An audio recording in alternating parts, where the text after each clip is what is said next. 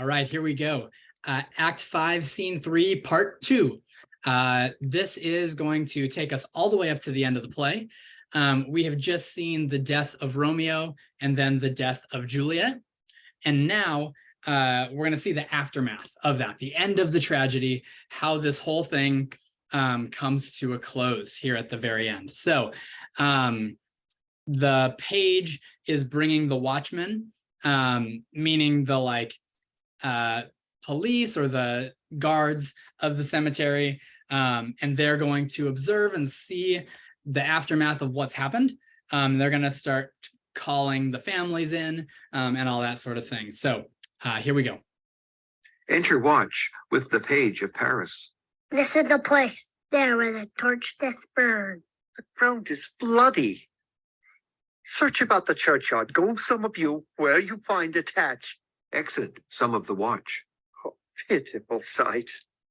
Here lies the county slain, and Juliet bleeding, warm and newly dead, who here hath lain these 2 days buried. Go, tell the prince, run to the Capulets, raise up the Montagues, some others search. Exit others of the watch. We see the ground where all these woes do lie, but the true ground of all these piteous woes we cannot without circumstance decry. Re-enter some of the watch with Balthazar. Here's Romeo's man. We found him in the churchyard. Hold him in safety till the prince come hither. Re-enter others of the watch with Friar Lawrence. Here is a friar that trembles, sighs, and weeps. We took this mattock and this spade from him, as he was coming from this churchyard side. A great suspicion. Stay the friar too. So they're getting all these witnesses, all the people that they found, right? Balthazar was hanging out in the churchyard. Friar Lawrence was trying to get away, but they got him. Friar Lawrence looks really suspicious. And then here comes Prince Aeschylus. Enter prince and attendants. What misadventure is so early up, that calls our person from our morning's rest? Enter Capulet, Lady Capulet, and others. What should it be that they so shriek abroad? The people in the street cry Romeo, some Juliet, and some Paris, and all run with open outcry toward our monument. What fear is this which startles in our ears? Sovereign, here lies the county Paris slain, and Romeo dead, and Juliet dead before, warm and new killed. Search, seek, and know how this foul murder comes. Here is a friar and slaughtered Romeo's man, with instruments upon them fit to open these dead men's tombs. All right, so Friar Lawrence was looking real suspicious according to the first watchman, right? Here's Friar Lawrence and here's Balthazar, Romeo's man, and they both have these tools with them that look like they could open the tomb. And so that sounds rough for Friar Lawrence and for Balthazar. And Lord Capulet notices that Juliet has been stabbed and that Romeo doesn't have his dagger in its sheath, right? Because we know that she took the sword. And so things are looking bad, and it continues to look bad for a while. And then eventually Friar Lawrence says, okay, I guess I got to confess. There's one more death, though, that hasn't been described yet, and you're going to see that here at the end of this segment. Oh, heaven. Oh, wife. Look how our daughter bleeds. This dagger hath misstained her. Lo, his house is empty on the back of Montague, and it missheathed in my daughter's bosom. Oh me, this sight of death is as a bell that warns my old age to a sepulchre. Enter Montague and others. Come, Montague, for thou art early up, to see thy son and heir more early down. Alas, my liege, my wife is dead tonight. Grief of my son's exile hath stopped her breath. Okay, so he doesn't even know about Romeo yet, but Lord Montague says that Lady Montague died. Grief of my son's exile hath stopped her breath. So Romeo being banished broke her heart, basically. So Lady Montague is dead, and then Prince Aeschylus points to the tomb and says, hey, here, look, here's why you're here. what further woe conspires against mine age? Look, and thou shalt see. O thou untaught, what manners is in this, to press before thy father to a grave? Seal up the mouth of outrage for a while, till we can clear these ambiguities, and know their spring, their head, their true descent. And then will I be general of your woes, and lead you even to death. Meantime, forbear, and let mischance be slave to patience. Bring forth the parties of suspicion. All right, bring forth the parties of suspicion, the suspicious people, the people who look like they might have played a role in this. And Friar Lawrence realizes at this point, he's got to come clean. He's got to tell everyone the truth because he's in the churchyard. He's got these tools that look like he could open the grave. It looks bad for Friar Lawrence. He says, starting in 235, "Here I stand both to impeach and purge, myself condemned and myself excused." So he's going to tell the whole story. And he's got a long speech that does that. And he says he needs to tell the story and it's going to make him look really bad. It's going to condemn him. But also it's going to show that he didn't commit these murders. So it's going to excuse him as well. So myself condemned and myself excused, he says. So here we go. Let's hear how Friar Lawrence explains it. If you know the plot points of the story, then as we read this, you'll notice that he's telling the truth all the way through. So let's hear him describe the story from his perspective. I am the greatest, able to do least, yet most suspected, as the time and place doth make against me of this direful murder. And here I stand, both to impeach and purge myself condemned, and myself excused. Then say at once what thou dost know in this. I will be brief, for my short date of breath is not so long as is a tedious tale. Romeo, there dead, was husband to that Juliet, and she there dead, that Romeo's faithful wife. I married them, and their stolen marriage day was Tybalt's doomsday, whose ultimate death banished the new-made bridegroom from this city, for whom, and not for Tybalt, Juliet pined. You, to remove that siege of grief from her, betrothed, and would have married her perforce to County Paris.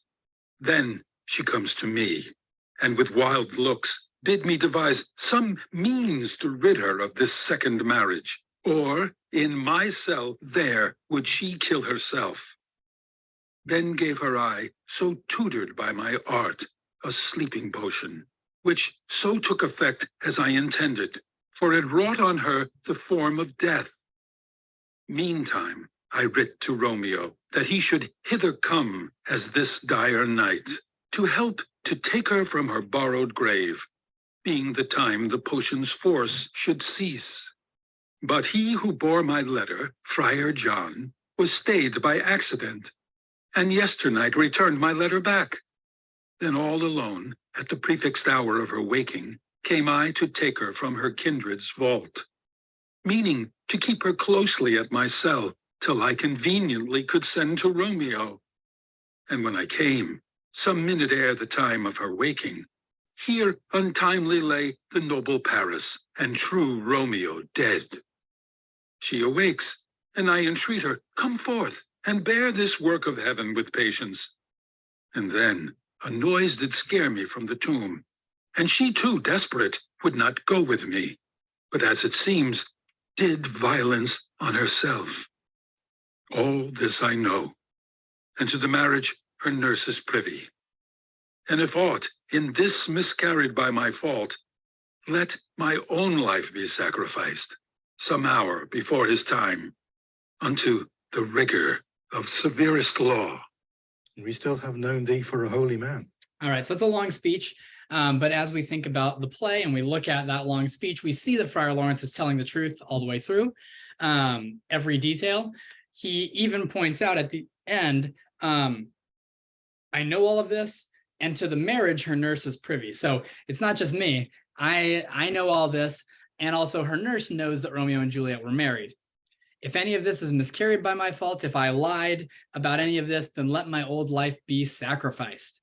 And the prince says, it's okay. We believe you. We still know you for a holy man, right? And then he looks for Balthazar, because Balthazar has some more details as well. He goes and then he looks for the page, because the page has some details as well, about Romeo and Paris and what happened here tonight. Where's Romeo's man? What can he say in this? I brought my master news of Juliet's death, and then in post he came from Mantua to this same place, to this same monument. This letter he early bid me give his father, and threatened me with death going in the vault. I departed not, and left him there. Give me the letter. I will look on it. Where is the county's page that raised the watch? Sirrah, what made your master in this place? He came with flowers to strew his lady's grave, and bid me stand aloof, and so I did. Anon comes one with light to ope the tomb, and by my master drew on him. And then I ran away to call the watch. This letter doth make good the friar's words, their course of love, the tidings of her death. And here he writes that he did buy a poison of a poor apothecary, and therewithal come to this vault to die and lie with Juliet. All right, so Prince Aeschylus opens the letter, takes a look at it, the letter that Romeo wrote for his father, remember? And he says, actually, the letter proves everything that Friar Lawrence said, even including, and it also includes that he bought the poison from the apothecary and came to die with Juliet. So then the prince pulls Lord Capulet and Lord Montague forward and says, all are punished, right? Romeo and Juliet are both dead, which means that both families have lost somebody here. And then you can look and see how Lord Capulet and Lord Montague react to that. Where be these enemies? Capulet, Montague, see what scourge is laid upon your hate, that heaven finds means to kill your joys with love. And I, for winking at your discords too, have lost a brace of kinsmen. All are punished. Oh, brother Montague, give me thy hand. This is my daughter's jointure, for no more can I demand. But I can give thee more, for I will raise her statue in pure gold, that while Verona by that name is known, there shall no figure at such rate be set as that of true and faithful Juliet. As rich shall Romeo's by his ladies lie, for sacrifices of our enmity. Okay, so they decide that they're gonna bury the ancient feud. Lord Montague says he will raise up a gold statue of Juliet so that she'll never be forgotten. And Lord Capulet says that Romeo can be buried next to Juliet. Poor sacrifices of our enmity. The two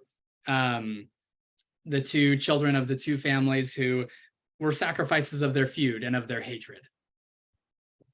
A glooming peace this morning with it brings. The sun for sorrow will not show its head. Go hence to have more talk of these said things. Some shall be pardoned and some punished, for never was a story of more woe than this of Juliet and her Romeo. Excellent. All right. They're gonna talk about it more. They're gonna have to untangle these, more talk of these sad things. Some will be pardoned and some punished, but never was there a story of more woe than this of Juliet and her Romeo. The tragedy is complete now. This is the end of the play. Curtain, applause. Thank you for listening. As this play comes to a close, it's very dark. It's a tragedy. It's the end. We see all of these characters who have died as a result of the feud. and the fact that the two lovers were not able to be together. So thanks for listening. That is it for Romeo and Juliet, the end.